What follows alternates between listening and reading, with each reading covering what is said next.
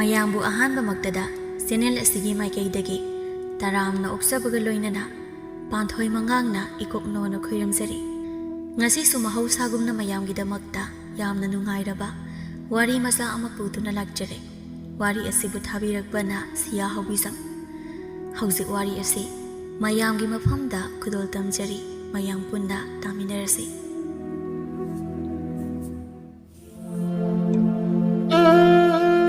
ꯅꯨꯡꯗꯥꯡ ꯋꯥꯏꯔꯝꯒꯤ ꯃꯇꯝꯅꯤ꯫ ꯊꯥꯔꯣꯗ ꯏꯁꯧ ꯀꯟꯅ ꯂꯥꯡꯂꯤ ꯃꯃꯧ ꯅꯨꯄꯤ ꯏꯕꯦꯌꯥꯏꯁꯨ ꯏꯃꯨꯡ ꯃꯥꯡꯒꯣꯜ ꯂꯣꯏꯁꯤꯜꯂꯤ꯫ ꯀꯔꯤꯕꯨ ꯇꯧꯕꯒꯤꯅꯣ ꯈꯪꯗꯦ ꯑꯁꯨꯛ ꯌꯥꯝꯅ ꯃꯣꯠꯄꯁꯤꯕꯣ꯫ ꯊꯕꯛ ꯑꯍꯦꯟꯕ ꯁꯨꯕꯁꯨ ꯅꯠꯇꯦ, 이몽시 파우버다 람따이디에바 마우 에르가시 파우버 따우니 칸데 마빠 마마나 까리수 딱비 담비럭다바 마욤 발르가 팜자 사루게 하이드나 락라바니나 하우직디 까리 사래 아이나 카라 파닝바 이세이 ngang 따우라수 아이세 마넴 파타비 헥 따할리 마마우 어삐 타박 아마 따우버다 얌나 잉센비수 따한바 마시기 누피스나 헥 락바다기 이몽세 뽕망망라바네 이사 누파스나 마시부 까다이데기 탱내라가 부실락리바노 칸데바 아이나 팜자바 이목수 나타바 와칼 방에 마나바 나테 라이민나바다 온톡나 와크레다고 미다우나 마넴기 아빠amba 칸나 타박 따우버수 나타바 아이네 칼로라가 쾌다우시 방사우다 사우닝이다 아이 마나 사우나 nganglingay 이베야이수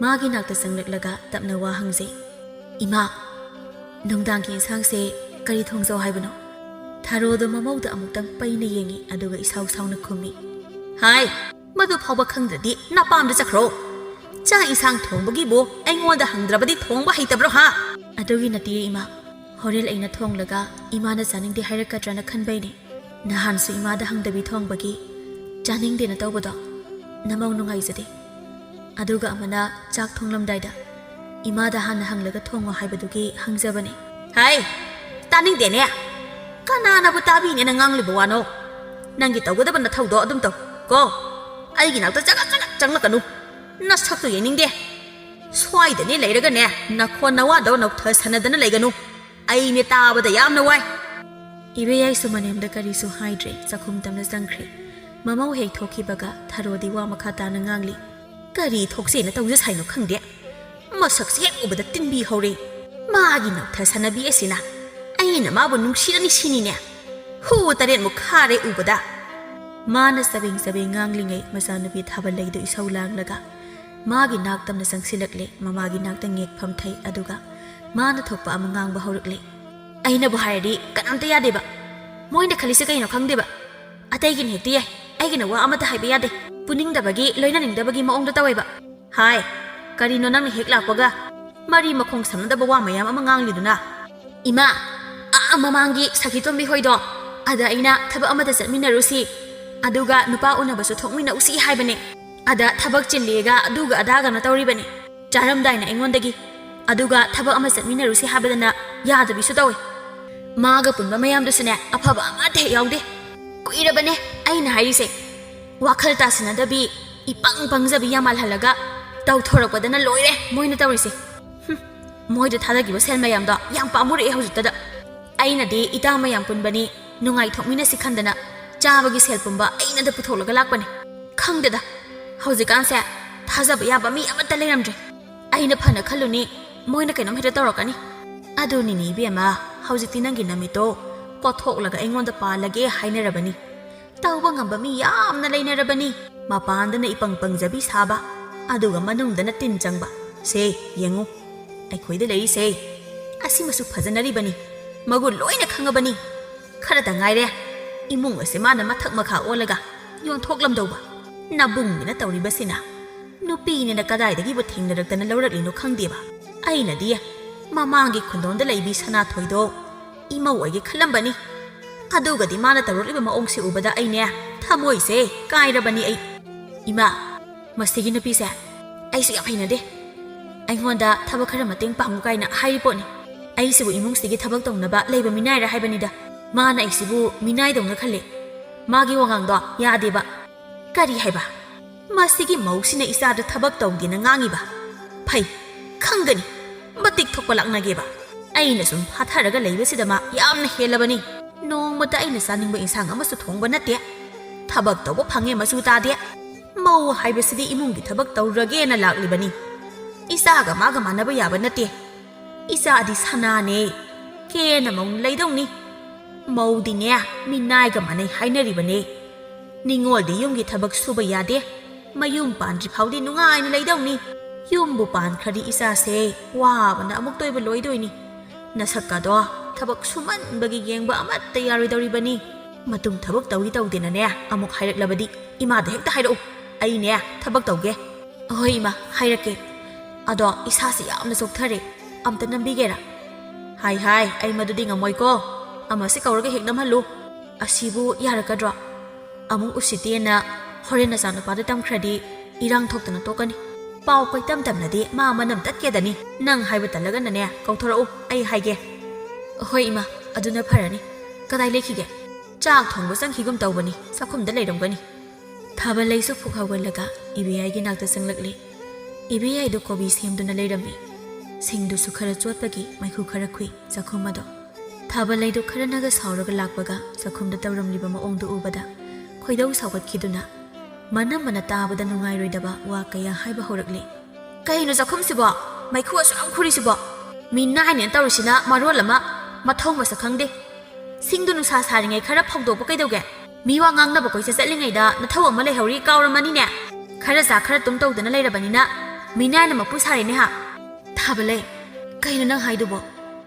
ꯅꯪꯒꯤ ꯋꯥꯗꯨꯗꯤ ꯈꯔ ꯀꯟꯃꯟꯗ꯭ꯔꯣ ꯑꯩꯁꯨ ꯉꯁꯥꯏꯗꯒꯤ ꯊꯕꯛ ꯃꯌꯥꯝꯁꯤꯅ ꯀꯥꯎꯊꯣꯛꯂꯨꯕꯅꯤ ꯅꯪꯁꯨ ꯑꯩꯒꯤ ꯃꯇꯦꯡ ꯉꯥꯏꯍꯥꯛ ꯄꯥꯡꯕꯤꯔꯕꯗꯤ ꯐꯒꯗꯕꯅꯤ ꯏꯃꯥꯁꯨ ꯑꯍꯟꯅꯤ ꯑꯗꯨꯅ ꯏꯃꯨꯡꯒꯤ ꯊꯕꯛ ꯄꯨꯝꯕꯗꯤ ꯑꯩꯈꯣꯏ ꯑꯅꯤꯅ ꯄꯨꯟꯅ ꯇꯧꯃꯤꯟꯅꯗꯧ ꯅꯠꯇ꯭ꯔꯣ ꯅꯪꯁꯨ ꯆꯥꯛ ꯍꯦꯛ ꯇꯣꯛꯄꯒ ꯊꯣꯛꯈ꯭ꯔꯦ ꯑꯗꯨꯅ ꯊꯕꯛꯁꯤꯡꯁꯦ ꯑꯩꯉꯣꯟꯗ ꯂꯣꯏꯅ ꯇꯥꯔꯦ ꯃꯌꯥꯝꯁꯦ ꯂꯣꯏꯅ ꯅꯪꯅꯕ ꯍꯣꯠꯅꯔꯛꯄꯗꯗꯤ ꯀꯥꯎꯕ ꯇꯥꯕꯅꯤꯅꯦ ꯍꯦꯔꯥ ꯀꯩ ꯋꯥꯇꯥꯅꯣ ꯏꯅꯝꯃꯅ ꯍꯥꯏꯗꯨꯕꯣ ꯑꯩꯅ ꯆꯠꯂꯨꯔꯤꯕꯁꯦ ꯌꯥꯝ ꯂꯨꯕ ꯊꯕꯛꯅꯤ ꯃꯊꯣꯡ ꯃꯔꯝ ꯈꯪꯗ ꯋꯥ ꯌꯥꯝꯅ ꯉꯥꯡꯂꯗꯤ ꯇꯨꯡꯗ ꯌꯥꯝꯅ ꯀꯥꯏꯅꯔꯛꯀꯅꯤ ꯑꯗꯨꯒ ꯋꯥ ꯑꯃꯅ ꯏꯕꯨꯡꯗꯨꯗ ꯅꯠꯇ ꯑꯣꯏꯗꯕ ꯃꯌꯥꯝ ꯑꯃ ꯇꯝꯁꯤꯟꯕꯗꯣ ꯇꯧꯒꯅꯨ ꯅꯪꯅ ꯇꯧꯕ ꯊꯕꯛ ꯈꯨꯗꯤꯡꯅꯦ ꯑꯩ ꯂꯣꯏꯅ ꯈꯪꯕꯖꯥꯅꯤ ꯂꯩꯀꯥꯏꯒꯤ ꯃꯤꯅ ꯑꯩꯕꯨ ꯂꯥꯟꯅ ꯎꯅꯕ ꯁꯤꯜꯂꯤꯕꯗꯨꯁꯨꯅꯦ ꯑꯊꯨꯕꯗ ꯇꯣꯛꯅꯕ ꯍꯣꯠꯅꯧ ꯃꯤ ꯋꯥ ꯉꯥꯡꯅꯔꯒ ꯀꯔꯤꯕꯨ ꯀꯥꯟꯅꯒꯦ ꯃꯤꯒꯤ ꯃꯥꯡꯅꯕ ꯁꯤꯟꯕꯁꯦ ꯀꯩꯁꯨ ꯅꯨꯡꯉꯥꯏꯕ ꯐꯪꯗꯕꯅꯦ ꯀꯣꯟꯅ ꯀꯞꯀꯦꯗꯅꯤ ꯑꯗꯨꯅ ꯋꯥꯈꯜ ꯃꯨꯟꯅ ꯈꯜꯂꯒ ꯊꯕꯛ ꯇꯧꯕꯅ ꯐꯒꯅꯤ ꯀꯩꯅꯣ ꯑꯉꯥꯡꯅꯅ ꯍꯥꯏꯗꯣ ꯑꯩꯁꯤꯅ ꯈꯥ ꯊꯥꯕ ꯅꯠꯇꯦ ꯅꯕꯨꯡꯒꯤ ꯅꯨꯄꯤꯅꯤ ꯃꯤ ꯑꯇꯩꯗ ꯅꯪꯅ ꯉꯝꯅ ꯉꯥꯡꯂꯕꯁꯨ ꯑꯩꯉꯣꯟꯗꯗꯤ ꯑꯗꯨꯒꯨꯝꯕ ꯊꯛꯁꯤ ꯈꯥꯁꯤ ꯈꯪꯗꯕ ꯋꯥꯉꯥꯡ ꯁꯉꯥꯡꯗꯣ ꯇꯧꯔꯛꯀꯅꯨ ꯇꯨꯃꯤꯟꯅ ꯁꯨꯝ ꯄꯪꯂꯩ ꯂꯩꯕꯁꯤꯗ ꯅꯪ ꯌꯥꯝꯅꯗꯤ ꯍꯦꯟꯖꯤꯜꯂꯛꯀꯅꯨ ꯏꯃꯥꯅꯅꯦ ꯉꯥꯡ ꯆꯩ ꯇꯧꯕꯗꯤ ꯑꯩ ꯀꯩꯁꯨ ꯈꯟꯗꯦ ꯑꯗꯨꯒ ꯅꯪꯃꯛꯅ ꯑꯗꯨꯒꯨꯝꯕ ꯋꯥꯉꯥꯡ ꯁꯉꯥꯡ ꯉꯥꯡꯕꯗꯤ ꯌꯥꯔꯣꯏ ꯐꯅ ꯐꯠꯇ꯭ꯔꯕꯁꯨ ꯑꯩꯒꯤ ꯅꯨꯄꯥꯒꯤ ꯃꯔꯦꯝꯈꯛꯅꯤ ꯏꯅꯥꯎꯅꯨꯄꯤꯅꯤ ꯈꯟꯗꯨꯅ ꯅꯪꯕꯨ ꯑꯩꯅ ꯂꯨꯅ ꯆꯥꯅ ꯈꯟꯖꯕꯅꯤ ꯑꯗꯨꯒ ꯅꯪꯅ ꯇꯥꯏꯌꯣꯟꯅꯕ ꯃꯑꯣꯡꯗ ꯇꯧꯔꯛꯂꯤꯕ ꯃꯌꯥꯝꯁꯦ ꯑꯩ ꯈꯔꯗꯤ ꯄꯦꯟꯗꯦ ꯑꯗꯨꯕꯨ ꯅꯪ ꯑꯉꯥꯡꯅꯤ ꯈꯟꯗꯨꯅ ꯑꯗꯨ ꯐꯥꯊꯗꯨꯅ ꯂꯩꯕꯅꯤ ꯃꯤꯒꯤ ꯃꯆꯜ ꯃꯅꯤꯡꯗꯤ ꯅꯨꯡꯁꯤ ꯆꯥꯟꯅꯅ ꯂꯩꯔꯤꯕꯅꯤ ꯃꯈꯣꯏꯒꯤ ꯃꯇꯧꯗꯨ ꯎꯔꯒ ꯑꯩꯅ ꯀꯌꯥꯗ ꯀꯂꯛꯆꯩ ꯅꯪ ꯈꯪꯗꯕ꯭ꯔꯥ ꯑꯩꯅ ꯅꯪꯉꯣꯟꯗ ꯅꯣꯡꯃꯗ ꯈꯣꯜ ꯑꯀꯟꯕ ꯑꯃ ꯊꯥꯗ꯭ꯔꯤꯕꯁꯦ ꯅꯪ ꯀꯔꯤꯒꯤꯅꯣ ꯈꯪꯕ꯭ꯔꯥ ꯅꯪꯕꯨ ꯑꯩꯅ ꯏꯆꯜ ꯑꯃ ꯑꯣꯏꯅ ꯎꯗꯦ ꯑꯩꯒ ꯍꯦꯛ ꯄꯣꯛꯃꯤꯟꯅꯕ ꯏꯅꯥꯎꯃꯛꯅꯤ ꯍꯥꯏꯅ ꯈꯜꯂꯤꯕꯅꯤ ꯑꯁꯤꯒꯨꯝꯕ ꯃꯌꯥꯝꯁꯦ ꯅꯪꯒꯤ ꯎꯁꯤꯠꯇꯕ ꯋꯥꯉꯥꯡ ꯃꯌꯥꯝꯗꯨꯅ ꯂꯣꯏꯅ ꯃꯥꯡꯍꯜꯂꯤ ꯃꯅꯝꯃꯅ ꯍꯥꯏꯔꯤꯕ ꯋꯥꯗꯨ ꯊꯣꯏꯅ ꯇꯥꯁꯤꯟꯗꯦ ꯑꯗꯨꯒꯤ ꯃꯍꯨꯠꯇ ꯃꯥꯅ ꯊꯣꯛꯄ ꯑꯃ ꯑꯣꯏꯅ ꯈꯨꯝꯃꯤ ꯍꯣꯏ ꯌꯥꯔꯦ ꯑꯐ ꯁꯥꯗꯅꯅꯦ ꯑꯩꯕꯨ ꯌꯥꯝꯅ ꯅꯨꯡꯁꯤꯕ ꯁꯥꯕꯤꯔꯛꯀꯅꯨ ꯅꯒꯨꯟ ꯈꯪꯉꯤ ꯏꯕꯦꯝꯃ ꯃꯤꯃꯥꯡꯗꯅ ꯑꯃ ꯌꯨꯝꯗꯅ ꯑꯃ ꯅꯪꯒꯤ ꯁꯛꯂꯣꯟ ꯃꯌꯥꯝꯁꯦ ꯑꯩꯈꯣꯏꯗꯤ ꯇꯝꯕ ꯍꯩꯖꯔꯣꯏ ꯏꯕꯨꯡꯗꯨꯁꯨ ꯅꯪꯅ ꯐꯥꯕꯤꯕꯗꯨꯝ ꯑꯣꯏꯔꯝꯒꯅꯤ ꯍꯩꯈ꯭ꯔꯦ ꯉꯥꯡꯕ ꯁꯛꯄꯗꯤ ꯅꯃꯥꯗꯨꯅ ꯅꯨꯄꯥ ꯐꯥꯔꯒ ꯂꯩꯁꯤꯜꯂꯨ ꯀꯥꯏꯅ ꯇꯥꯛꯄꯤꯔꯛꯄ꯭ꯔꯣ ꯍꯟꯗꯛꯃꯨꯛꯀꯤ ꯋꯥꯍꯩ ꯑꯁꯤꯗꯗꯤ ꯁꯥꯎꯔꯝꯗꯕ ꯅꯨꯄꯤꯗꯨ ꯈꯪꯍꯧꯗꯦ ꯊꯥꯕꯜꯂꯩꯒꯤ ꯅꯥꯛꯇ ꯁꯥꯍꯨꯝ ꯑꯃꯒ ꯂꯣꯏꯅꯅ ꯁꯠ ꯆꯪꯁꯤꯜꯂꯤ ꯑꯗꯨꯒ ꯃꯆꯟꯒꯤ ꯃꯃꯥꯏ ꯑꯗꯨꯗ ꯈꯨꯕꯥꯛꯅ ꯁꯦꯠ ꯍꯦꯛꯇ ꯊꯥꯖꯤꯜꯂꯤ ꯑꯗꯨꯝ ꯇꯧꯔꯛꯀꯅꯤ ꯍꯥꯏꯕ ꯊꯥꯖꯗꯦ ꯑꯗꯨꯕꯨ ꯑꯣꯏꯔꯛꯂꯤꯕ ꯐꯤꯕꯝ ꯑꯗꯨꯗ ꯊꯥꯕꯜꯂꯩꯗꯤ ꯁꯥꯎꯕꯅ ꯃꯌꯥꯗꯨ ꯀꯔꯛ ꯆꯤꯛꯂꯒ ꯈꯥꯡꯉꯤ ꯃꯥꯋꯥ ꯃꯆꯦꯠ ꯑꯃꯠꯇ ꯉꯥꯡꯗ ꯃꯅꯝꯃꯗ ꯌꯦꯡꯗꯨꯅ ꯂꯩ ꯏꯕꯦꯌꯥꯏ ꯃꯆꯪꯗ ꯃꯨꯟꯅ ꯌꯦꯡꯂꯒ ꯋꯥ ꯍꯥꯏꯔꯛꯂꯝꯃꯤ ꯑꯗꯨꯛ ꯌꯥꯝꯅ ꯎꯁꯤꯠꯇꯕ ꯑꯩꯕꯨ ꯆꯩꯕ ꯉꯥꯡꯕꯗ ꯐꯅ ꯁꯥꯎꯅꯤꯡꯂꯕꯁꯨ ꯅꯪꯕꯨ ꯑꯁꯤꯒꯨꯝꯅ ꯇꯧꯗꯕꯅꯤ ꯑꯗꯨꯕꯨ ꯑꯩꯒꯤ ꯏꯃꯥꯕꯨ ꯆꯤꯡꯊꯣꯛꯂꯒ ꯉꯥꯡꯕꯗꯤ ꯅꯪꯒꯤ ꯀꯔꯤ ꯅꯇꯤꯛꯅꯣ ꯏꯃꯥꯗꯨꯅ ꯅꯪꯉꯣꯟꯗ ꯀꯔꯤ ꯁꯣꯏꯈ꯭ꯔꯦ ꯅꯪꯅ ꯑꯗꯨꯛ ꯌꯥꯝꯅ ꯎꯁꯤꯠꯇꯅ ꯉꯥꯡꯂꯤꯕ ꯉꯁꯤꯅ ꯉꯁꯤ ꯑꯣꯏꯈ꯭ꯔꯦ ꯃꯇꯨꯡꯗ ꯑꯃꯨꯛ ꯑꯩꯒꯤ ꯏꯃꯥꯕꯨ ꯄꯟꯗꯨꯅ ꯉꯥꯡꯂꯕꯗꯤ ꯑꯩꯅ ꯏꯃꯥꯒꯤꯗꯃꯛꯇ ꯀꯔꯤ ꯇꯧꯕ ꯉꯝꯃꯦ ꯍꯥꯏꯕꯗꯣ ꯅꯪ ꯌꯦꯡꯉꯨ ꯃꯆꯥꯅꯨꯄꯤꯅ ꯆꯪꯈꯤꯕꯗꯣ ꯐꯅ ꯀꯨꯏꯔꯦ ꯀꯔꯤ ꯇꯧꯕ ꯌꯥꯎꯔꯦ ꯍꯥꯏꯅ ꯆꯪꯂꯛꯄꯅꯤ ꯊꯔꯣꯁꯨ ꯑꯗꯨꯕꯨ ꯇꯧꯔꯝꯂꯤꯕ ꯃꯑꯣꯡꯗꯨ ꯎꯕꯗ ꯀꯔꯤꯅꯣ ꯈꯟꯗꯨꯅ ꯃꯆꯥꯒꯤ ꯅꯥꯛꯇ ꯍꯥꯊꯨ ꯍꯥꯊꯨ ꯆꯦꯟꯁꯤꯜꯂꯤ ꯊꯥꯕꯜꯂꯩꯅ ꯃꯃꯥꯏꯗꯨ ꯃꯈꯨꯠꯅ ꯄꯥꯏꯗꯨꯅ ꯂꯩꯔꯤꯕꯗꯨ ꯎꯕꯗ ꯊꯔꯣ ꯁꯥꯎꯅ ꯃꯃꯧꯗ ꯌꯦꯡꯉꯤ ꯀꯔꯤ ꯊꯣꯛꯈ꯭ꯔꯕꯅꯣ ꯍꯥꯏꯕꯗꯤ ꯊꯣꯏꯅ ꯈꯪꯗꯦ ꯑꯗꯨꯕꯨ ꯃꯆꯥꯗ ꯃꯃꯧꯅ ꯈꯨꯠ ꯊꯥꯔꯦ ꯍꯥꯏꯕꯁꯤꯃꯗꯤ ꯈꯪꯂꯦ ꯑꯗꯨꯅ ꯆꯩꯕ ꯍꯧꯔꯛꯂꯦ Hai, nang asina pam yogi hebro. Isa sida khut thaba sardana. Kari natik leidana isa da nang na phuri ba. Ha, mama ai ama isa usang na leiding ai. Nang gumbi keshu leitabi ama na isa da laksaba ya bro. Ngarang na hanta lakpi nang na imung asida awat apa hekta saba ya bro. Asi haina ibiyai da khubang na thazali. Manem na asum aran khangda purak libado khalubada ibiyai ngasidi yamna pen khidre. Nahan makhairi kaisu khumda tuminna adum leisin bani. Ngasidi khangba ngambagi pangal loi khiduna ibiyai du. Kuina omduna leirakpa pendaba wahi kayando phongdorakle. Imana tawribasibu karino. Wahang pahongdana. Khudek da thabasibu karino. Aina kari lankhiduna. Kari asoiba leibagi asuk tamthiba maongse utpiribano. Namauna ngasi phauda. Imana nungaireba kari toba yaukhrabage. Hey, nasin do khumakano. Ai si angang masa nate. Thakha khangdaba noi agi maongdo. Sida toba yaroi. Isa soklabadi mama oibina sarokpa haise masana tabani. Isa na kari soidana. Nang na isa da khut tharibano. Nang na ibu usite haibase. Ngasi thokliba thodok asina ne. Mayek seng na taklabani. Kari no imana haibiriba watubo. Namaudi imada usitaba amata tawzakhide. Aduga imada thakha khangdabi wangang basu tawzadri ngasi phawba. Nasin do thira kanun hey. Tawri do tawdena khumidu nasin do thugayo haibro. Kaya da ngamkhriba mino ne. Nang mi phawba hatpa ngamdawri ne. Aina isa na lawrakpa imong ni. Pamdrasu leiminarabani na. Yana ba leiminage khalluriba sidi. Nang di yam ngamsilakle ne. Ima haiba yarani na panghaisu mahaibigano. Namaw na landabada lali haina iran sibigano. Atay amana hairakpa oiramlabadi. Ngasay na maru koklaga. Sunu yangang tayraga igun khangalamgadabane. Adobo ipuray bupokpi inem oibana. Karisu tawzadrabane. Mamaw ki wa ase tharo mathaba yaiduna. Hari kaya da ngamlibano ne. Nang bang na adum na hairabane ba. Phai ngasidi wa sapsabi ngangnaba tare. Isado handa halakisanu. Asengwa pumba loina haiba tare. Aina ne wa se ngangla roina ngangdabani. Isana khangkhraga nangbu phubi saibini khanbadane kangkhatuna wa pumba losilaga leibani. Sum henjalaklabani na. Ngasidi nakhai ama sengnaba taredana. Imana pamba adumak tawbiyo. Adubo aidi lankhidabani na. Kariso akiba leite. Ipuroibasu achumba maikayda lepkani. Ima hoigumbi apangba wakhal khanba ngamdaba ipuroiba nate. Imana pokpani haibada paksade yamna khene. Hey, nang adoide lephawro. Natrabadi nang ngasine kaya natay sararoi. Nang din ahan makhai lemsinnabi sadana leiri boire. Tumin leiba mise laidi haibaduni nang natawrise. Handamukti thaba leisu wangang lakle. Aina haidro ima segi napise wangang ama tawbani. Luhongbadasu yarunu sel khara piraga loisinko haibada. Imana yani na tawbada masi pumbase thoklibani. Aidi masakse ubadane nahana dum khangkhrabani. Apangba manba mise laidi haidro. Yumsidana yamna nanjadabi ingja tapsabi sadana leire. Aduga mapanbu hek thokraba loire haisini mana tawrise. Imungsida mabu yamna otpiba. Aikhoinaga kaisu yengsinbidabagi maongda pau tamlibani. Tharodo masada yengi aduga hangi. Kari haina hairino. Masi yam pharoidori mase. Ainadi phana khallubani.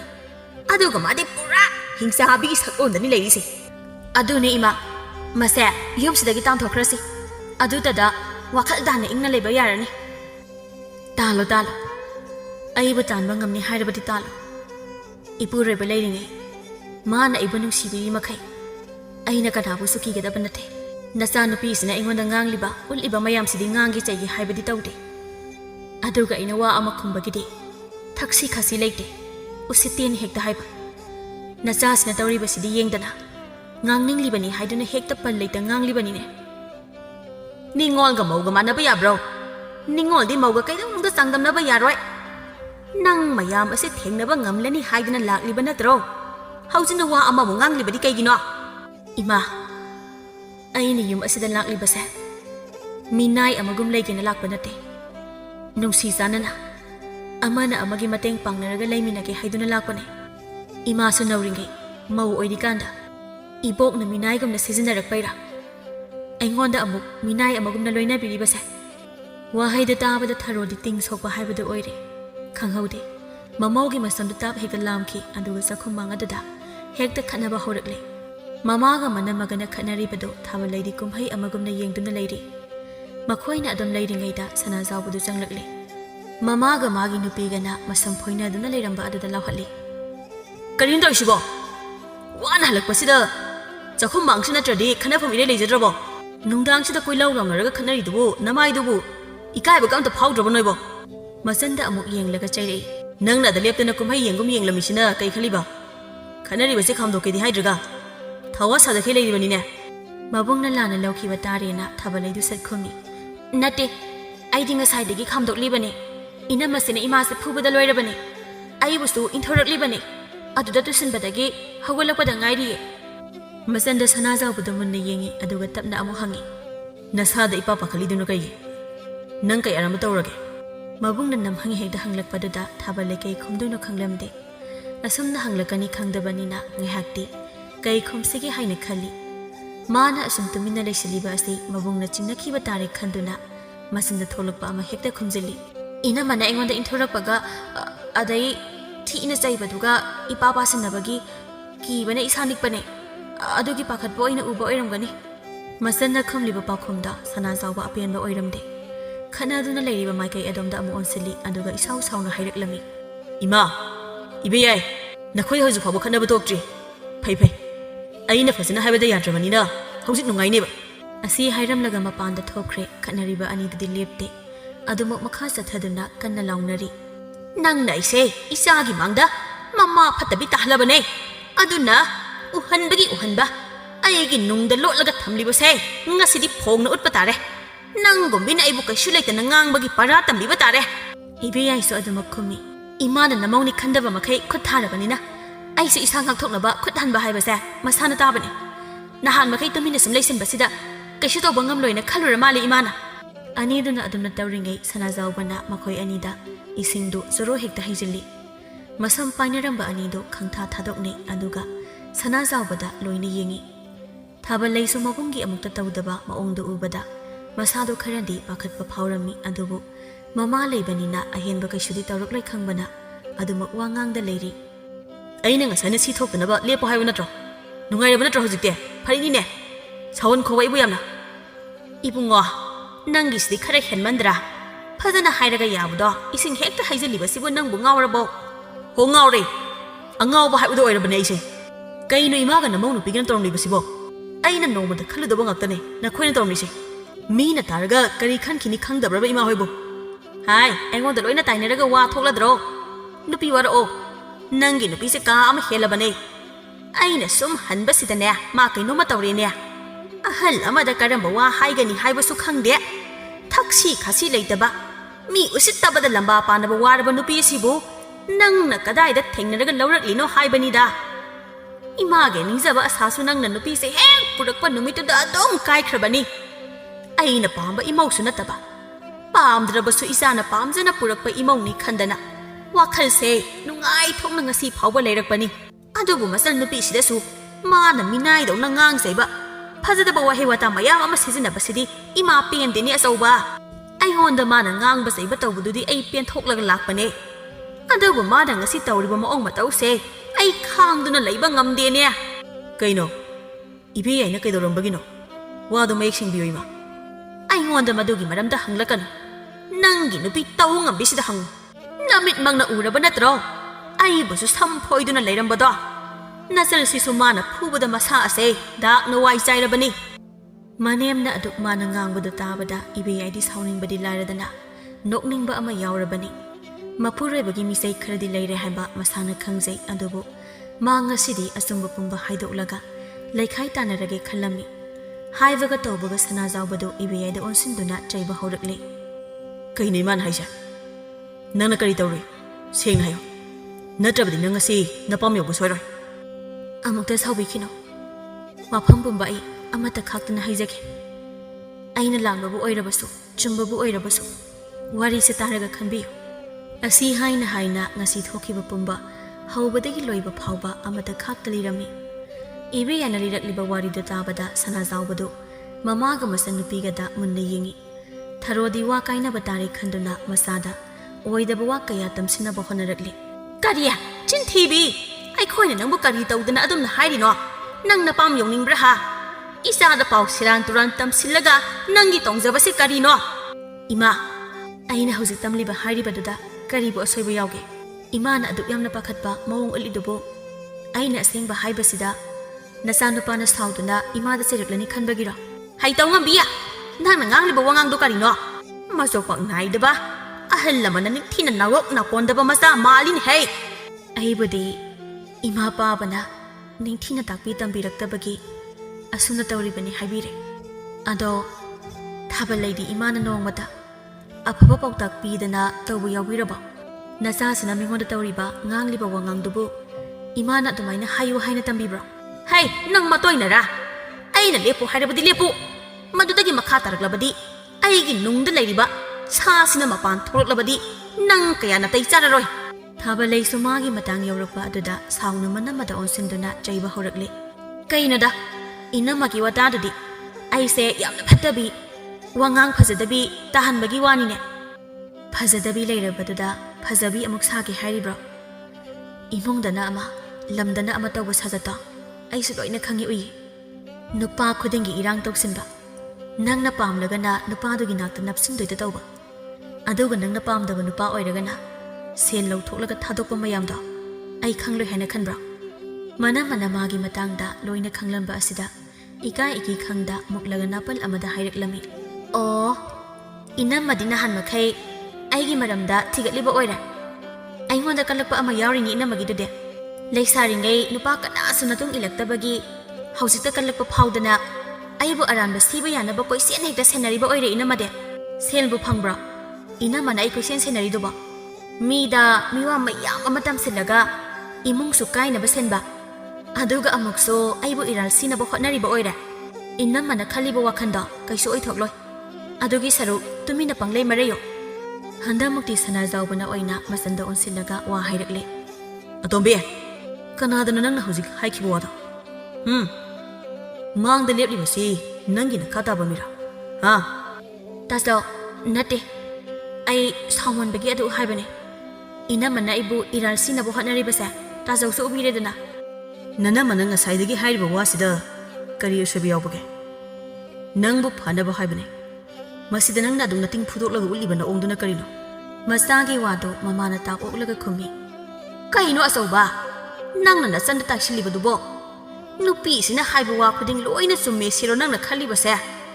ꯏꯃꯥ, ꯑꯩ ꯃꯗꯨꯃꯛꯇꯤ ꯍꯥꯏꯈꯤꯗꯦ, ꯑꯗꯨꯕꯨ ꯑꯩ ꯏꯕꯦꯌꯥꯏꯕꯨ ꯊꯥꯖꯩ, ꯑꯗꯨꯒ ꯊꯥꯕꯜꯂꯩꯒꯤ ꯂꯤꯆꯠꯁꯨ ꯑꯩ ꯈꯪꯏ꯫ ꯃꯤꯅ ꯄꯥꯎ ꯀꯌꯥ ꯑꯃ ꯇꯝꯂꯛꯂꯦ, ꯏꯃꯤꯠꯅ ꯎꯕꯁꯨ ꯌꯥꯎꯔꯕꯅꯦ꯫ ꯅꯣꯡ ꯍꯦꯛ ꯉꯥꯟꯕꯗꯒꯤ ꯊꯣꯛꯈ꯭ꯔꯒ ꯅꯨꯄꯥ ꯈꯨꯗꯤꯡꯗ ꯍꯦꯡꯉꯣ ꯍꯦꯡꯉꯥ ꯈꯔ ꯇꯧꯔꯒ ꯁꯦꯜ ꯂꯧꯕ ꯑꯩ ꯎꯔꯦ, ꯑꯗꯨꯒ ꯅꯃꯧꯅ ꯍꯥꯏꯔꯤꯕ ꯋꯥꯁꯤꯗ ꯑꯔꯥꯟꯕ ꯑꯃꯠꯇꯁꯨ ꯌꯥꯎꯗꯦ꯫ ꯏꯃꯥꯒ ꯏꯕꯦꯝꯃꯒꯅ ꯏꯕꯦꯌꯥꯏꯗ ꯌꯦꯡꯂꯤꯕ ꯃꯤꯠꯌꯦꯡꯁꯨ ꯑꯩ ꯂꯣꯏꯅ ꯈꯪꯏ꯫ ꯀꯨꯏꯔꯕꯅꯦ ꯑꯩꯅ ꯈꯪꯂꯛꯄ, ꯈꯪꯁꯤꯟ ꯎꯁꯤꯟꯅꯗꯅ ꯁꯨꯝ ꯂꯩꯕꯅꯦ꯫ ꯅꯤꯉꯣꯜꯅ ꯀꯅꯥ, ꯃꯧꯅ ꯀꯅꯥ, ꯅꯤꯉꯣꯜ ꯃꯧ ꯍꯥꯏꯅ ꯈꯥꯏꯗꯨꯅ ꯏꯃꯥꯅ ꯏꯕꯦꯌꯥꯏꯕꯨ ꯃꯤꯅꯥꯏꯒꯨꯝꯅ ꯂꯣꯏꯅꯩ ꯍꯥꯏꯕꯁꯨ ꯑꯩ ꯈꯪꯏ꯫ ꯏꯃꯥꯒꯤ ꯐꯠꯇ꯭ꯔꯕ ꯋꯥꯈꯜꯂꯣꯟꯗꯨꯅ ꯊꯥꯕꯜꯂꯩꯒꯤ ꯀꯣꯛꯇꯁꯨ ꯆꯪꯏ, ꯑꯗꯨꯅ ꯃꯥꯅꯁꯨ ꯃꯅꯝꯃꯗ ꯅꯨꯡꯁꯤꯅ ꯌꯦꯡꯗꯦ꯫ ꯏꯃꯥꯁꯨ ꯅꯤꯉꯣꯜ ꯑꯣꯏꯔꯛꯂꯤꯕꯅꯦ, ꯁꯤꯒ ꯆꯞ ꯃꯥꯟꯅꯅ ꯏꯕꯦꯌꯥꯏꯁꯨ ꯅꯤꯉꯣꯜ ꯑꯣꯏꯗꯨꯅ ꯂꯩꯔꯝꯂꯤꯕꯅꯦ꯫ ꯌꯨꯝꯁꯤꯗ ꯂꯥꯛꯄ ꯅꯨꯃꯤꯠꯇꯒꯤ ꯃꯧ ꯍꯥꯏꯕ ꯃꯤꯡꯊꯣꯜ ꯐꯪꯗꯨꯅ ꯂꯩꯔꯛꯄꯅꯦ꯫ ꯏꯃꯥꯅ ꯅꯤꯉꯣꯜ ꯃꯧ ꯍꯥꯏꯅ ꯈꯥꯏꯔꯤꯕ ꯑꯗꯨꯝꯅ ꯏꯆꯜꯅ ꯍꯌꯦꯡꯋꯥꯏ ꯃꯌꯨꯝ ꯄꯥꯟꯈ꯭ꯔꯒ ꯃꯅꯦꯝꯅ ꯃꯥꯕꯨꯁꯨ ꯅꯤꯉꯣꯜ ꯃꯧ ꯈꯥꯏꯗꯨꯅ ꯊꯤꯅ ꯇꯧꯔꯕꯗꯤ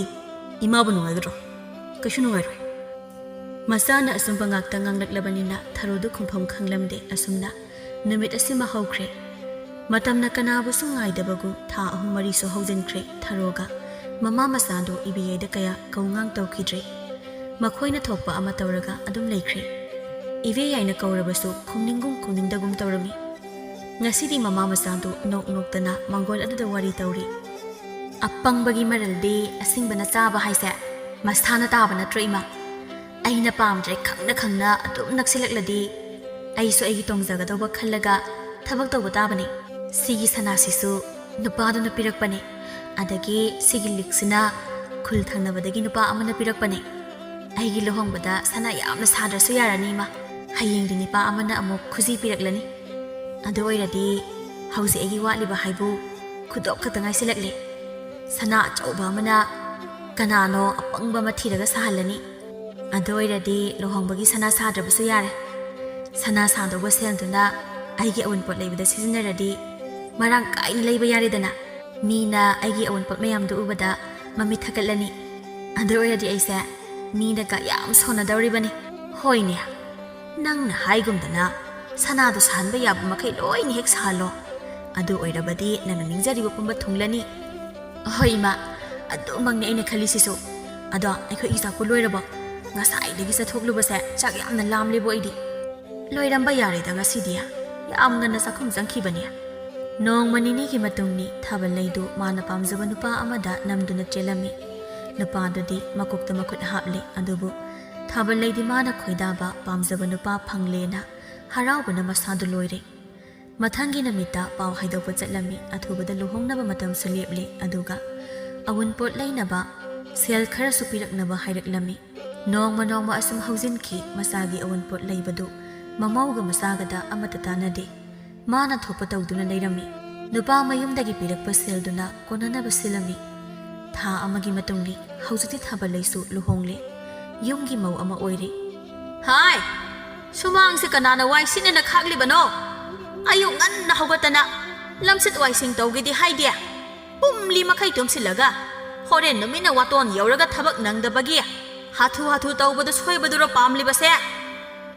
ꯃꯅꯦꯝꯅ ꯃꯥꯡꯒꯣꯟꯗ ꯂꯥꯎ ꯂꯥꯎꯗꯨꯅ ꯉꯥꯡꯕꯗꯨ ꯇꯥꯕꯗ ꯊꯥꯕꯜ ꯂꯩꯗꯨ ꯇꯨꯝꯕ ꯀꯥꯏꯕꯗꯒꯤ ꯌꯥꯝꯅ ꯁꯥꯎꯅꯤꯡꯂꯦ ꯐꯨꯛ ꯍꯧꯒꯠꯇꯨꯅ ꯃꯄꯥꯟꯗ ꯊꯣꯛꯂꯛꯂꯦ ꯑꯗꯨꯒ ꯃꯅꯦꯝꯗ ꯆꯩꯔꯝꯃꯤ ꯀꯔꯤꯅ ꯏꯃꯥꯅ ꯉꯁꯥꯏꯗꯒꯤ ꯉꯥꯡꯂꯤꯕ ꯃꯌꯥꯝꯗꯨꯕꯣ ꯑꯩꯁꯦ ꯃꯤꯅꯥꯏ ꯅꯠꯇꯤꯌꯦ ꯌꯨꯝꯁꯤꯗ ꯃꯤꯅꯥꯏ ꯑꯣꯏꯒꯅ ꯂꯥꯛꯄ ꯅꯠꯇꯦ ꯏꯃꯨꯡꯒꯤ ꯊꯕꯛꯄꯨ ꯑꯩꯅ ꯂꯣꯏꯅ ꯇꯧꯅꯤ ꯍꯥꯏꯕ ꯂꯩꯇꯦ ꯏꯃꯥꯁꯨ ꯑꯍꯜ ꯑꯣꯏꯗ꯭ꯔꯤ ꯊꯕꯛ ꯇꯧꯕ ꯌꯥꯔꯤ ꯑꯩ ꯑꯗꯨꯝ ꯉꯥꯏꯔꯒ ꯂꯩꯇ꯭ꯔꯕꯁꯨ ꯊꯕꯛꯁꯦ ꯁꯠ ꯇꯧꯔꯒ ꯇꯨꯃꯤꯟ ꯐꯝꯂꯒ ꯂꯩꯕ ꯌꯥꯗꯕ꯭ꯔꯣ ꯅꯣꯡꯃꯒꯤ ꯉꯥꯡꯍꯧꯗ꯭ꯔꯗꯤ ꯇꯨꯝꯕ ꯆꯥꯕ ꯌꯥꯗꯕ꯭ꯔꯥ ꯏꯃꯥꯕꯣ ꯍꯥꯏ ꯃꯧ ꯅꯪ ꯈꯔꯗꯤ ꯍꯛꯃꯜꯂꯤꯀꯣ ꯑꯩꯅ ꯉꯥꯡꯂꯤꯕꯁꯦ ꯅꯪꯕꯨ ꯐꯅꯕ ꯉꯥꯡꯕꯅꯤ ꯌꯨꯝ ꯊꯪꯅꯕ ꯃꯤꯅ ꯅꯣꯛꯅꯕꯗ ꯂꯣꯏꯔꯤꯅꯦ ꯃꯧ ꯑꯃ ꯑꯣꯏꯔꯒ ꯑꯗꯨꯛ ꯌꯥꯝꯅ ꯅꯔꯤꯜ ꯇꯜꯂꯗꯤ ꯀꯔꯤꯒꯤ ꯏꯆꯥꯁꯦ ꯐꯥꯗꯨꯅ ꯂꯩꯔꯛꯂꯤꯅꯣ ꯑꯋꯟꯄꯣꯠ ꯂꯩꯅꯕꯅꯤ ꯍꯥꯏꯗꯅ ꯁꯦꯜꯁꯨ ꯇꯞ ꯇꯥꯕ ꯃꯈꯩ ꯂꯧꯕ ꯑꯗꯨꯒ ꯄꯨꯔꯛꯂꯤꯕ ꯄꯣꯠꯁꯤꯅ ꯑꯃꯟ ꯑꯀꯥꯏ ꯈꯔ ꯈꯣꯝꯂꯒ ꯄꯨꯔꯛꯄ ꯅꯣꯏꯅ ꯃꯥꯅ ꯆꯥꯅ ꯈꯜꯂꯤꯕꯨ ꯑꯩꯁꯦ ꯀꯔꯤꯃꯇ ꯈꯪꯂꯣꯏ ꯁꯤꯅꯤꯅꯤ ꯍꯥ ꯍꯦꯔꯥ ꯏꯃꯥꯒꯤ ꯋꯥꯉꯥꯡꯗꯨꯕꯨ ꯀꯔꯤꯅꯣ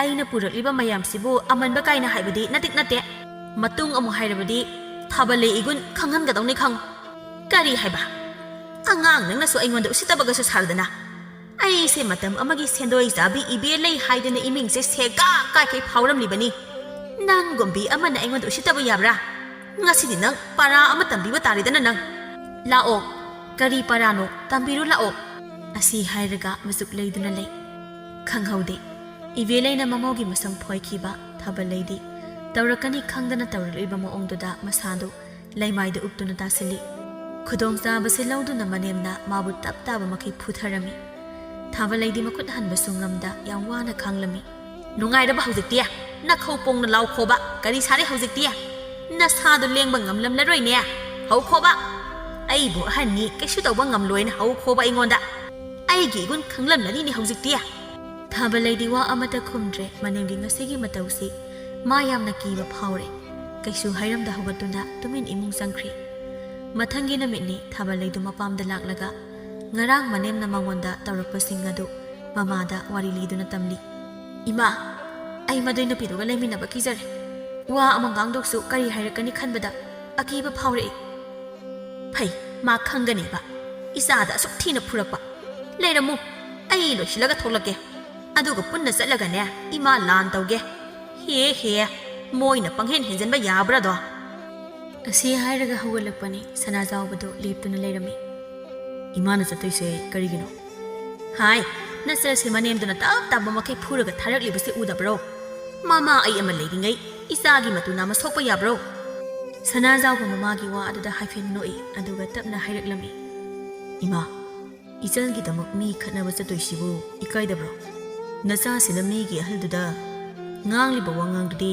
ꯀꯔꯤ ꯐꯖꯔꯤꯒꯦ ꯂꯧꯈꯠꯄ ꯌꯥꯕ ꯋꯥ ꯑꯃꯠꯇ ꯉꯥꯡꯗꯦ ꯃꯤꯁꯨ ꯃꯃꯧ ꯑꯣꯏꯔꯦꯅ ꯍꯩꯅ ꯁꯤꯡꯅꯕ ꯍꯥꯏꯗꯅ ꯋꯥꯔꯛꯂꯤꯕꯅꯤ ꯍꯧꯖꯤꯛꯇꯤ ꯏꯆꯜꯁꯦ ꯑꯩꯈꯣꯏꯒꯤ ꯑꯣꯏꯗ꯭ꯔꯕꯅꯤ ꯃꯤꯒꯤ ꯑꯣꯏꯈ꯭ꯔꯕꯅꯤ ꯃꯁꯤꯗ ꯏꯃꯥꯅ ꯃꯤꯒꯤ ꯏꯃꯨꯡꯗ ꯈꯨꯠ ꯊꯤꯡꯖꯤꯜꯂꯕꯗꯤ ꯃꯤꯅ ꯊꯤꯅ ꯆꯩꯔꯛꯄꯗ ꯏꯃꯥ ꯀꯔꯤ ꯈꯨꯝꯗꯧꯔꯤꯒꯦ ꯍꯥꯏꯕꯤꯌꯨꯅꯦ ꯏꯃꯥ ꯀꯔꯤ ꯇꯧꯕ ꯂꯥꯛꯂꯤꯅꯣ ꯅꯊꯧ ꯂꯩꯕ꯭ꯔꯥꯅ ꯍꯪꯂꯛꯄꯗ ꯏꯃꯥ ꯀꯔꯤ ꯈꯨꯝꯅꯤ ꯏꯆꯥ ꯐꯨꯔꯛꯄꯒꯤ ꯈꯟꯅꯕ ꯂꯥꯛꯂꯤꯕꯅꯤ ꯍꯥꯏꯗꯧꯔꯤꯕ꯭ꯔꯥ ꯑꯆꯧꯕ ꯌꯥꯔꯦ ꯂꯦꯞꯄꯣ Ima wakhal tare. Ngasidi ima su saina phangle. Aina tawbana aina phangi haibado. Ima da su ngasi thoklare. Aina afaba mama ama oiramlabadi. Ngasi isa da thoklibase kari su thoklamloi. Masa pokni di khanglaga. Masa da karamba poktak pini khangdaba mama aidi. Hinglubagi kanaba kari su leite. Ibema nang su hallo. Nanem da lale haizo. Aduga nanem naku amadi. Napure bagi seba ning thina tawba ngambo ayu. Imana wakhal thenbi oirubana. Ngasi isa da tholiba thodokse thokpani. Tharona masabu themdana halankri ngasidi. Mama na wakhal taba uba asida masamo anida yamna harawrami. Asumna panglubadagi tharo mama masada. Ningamdaba thodok kaya thoklaba matung. Wakhal taraktuna imungi miga nungsi sanana laiminakirami.